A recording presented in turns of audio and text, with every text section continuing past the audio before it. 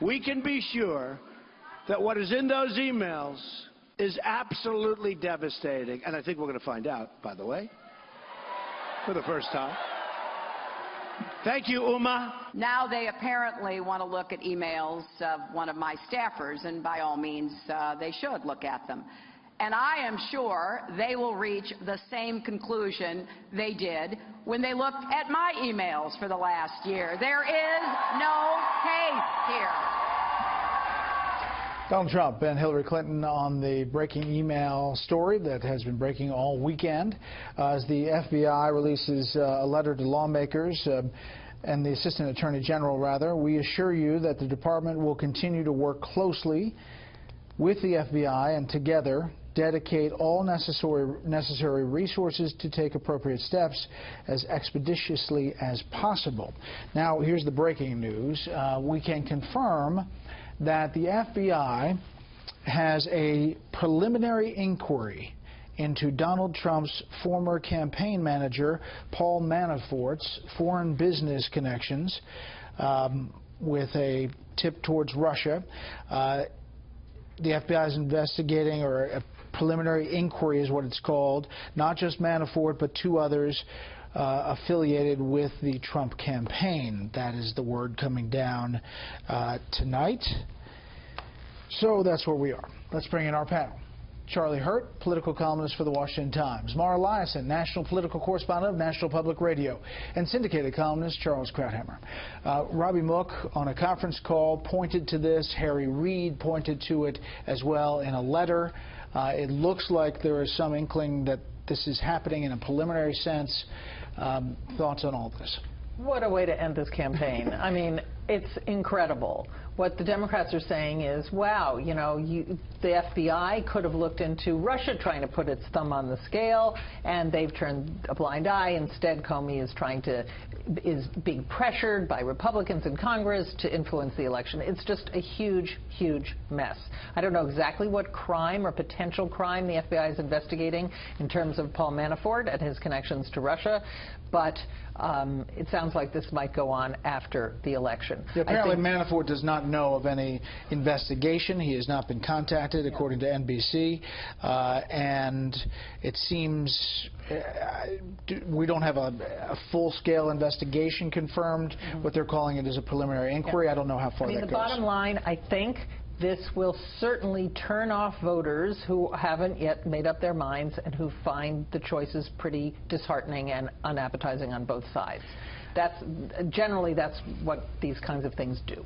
One thing is clear, Charlie, that this has turned what was praise for the FBI director. Yeah. Here's some of that from Democrats before.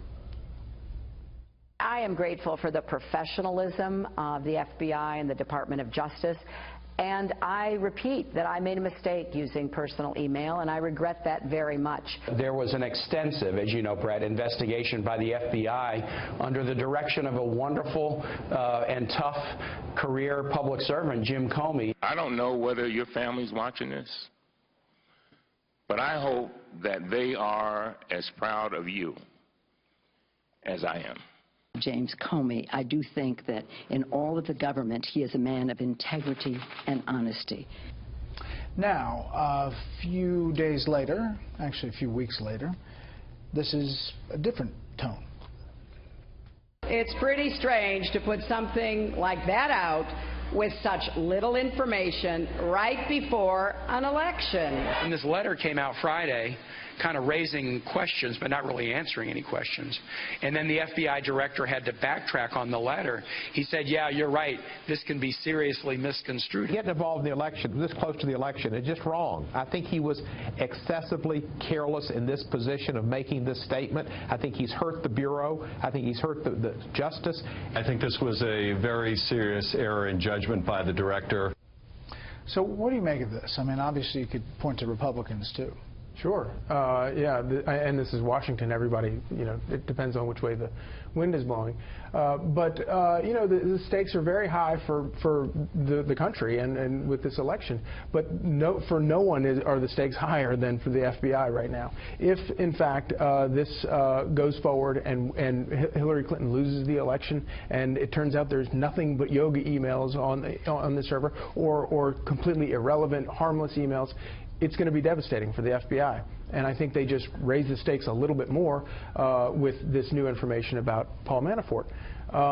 And it's just, and as Mara said, what a way to end this campaign on. Charles. Look, this is one of the reasons that the Trump phenomenon happened in the first place. The rank hypocrisy of the two sides is simply staggering, and I don't think it's ever been shown in such relief. 6 weeks ago or so, he's a great man, and now he's a villain simply because he came out on the other side. Remember, for a year we had been saying the most important event for Hillary was the Comey primary, and she won the Comey primary, but what we didn't know is that there was a recount, and she lost the recount. And as a result of that, we are in a position where we have no idea what the underlying offense is, might be, or even how probable it is that there is any offense in the emails. And we're going to have to go into the election in the booth, the voting booth, not knowing and having to guess one way or the other how guilty she is. But I think the real problem is, regardless of what's in these emails, the recount, the fact that he's reopened the issue, has not only reopened the investigation, but reopened all of the elements surrounding the email and the history of her corruption and the stories that we're getting now from the Wall Street Journal and others about the infighting over looking into her foundation, the infighting in the FBI. So all of that stuff which had been stuffed under by Comey's conclusion not to prosecute is all out there in a way that the Clinton campaign cannot handle because it's simply overwhelming. We're going to take a break and go into the WikiLeaks developments and a couple of interesting elements. But Mara, we talk about Paul Manafort, but there's some, through these WikiLeaks emails, ties that John Podesta had to Russia and investments that he had, that he took stock and put it in his daughter's company. And there's some Russia connection there as well. But I think it's hard to compare the two. First of all, Russia, as we know from 17 intelligence agencies, hacked Democratic officials' emails for the suspected purpose of hurting Hillary Clinton's campaign. There is no kind of love affair between the Democratic presidential candidate and Vladimir Putin. And Donald Trump has gone out of his way in very specific ways and general ways to express solidarity with Russian positions, with Putin's, even the way he discusses issues.